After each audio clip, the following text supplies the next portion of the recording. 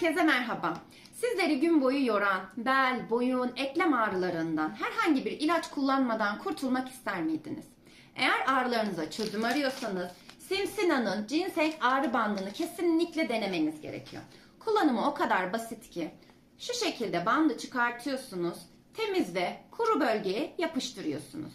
48 saat boyunca herhangi bir şekilde bandı çıkartmanıza gerek yok. 48 saat sonrasında bandınızı yenileyebilirsiniz.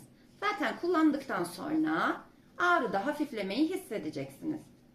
Bu şekilde. Benim bileğim ağrıyordu zaten. Bileğim için kullanıyorum bandı. Sizler de ağrıyan bölgelerinize rahatlıkla yapıştırıp gönül rahatlığıyla ağrısız güne devam edebilirsiniz.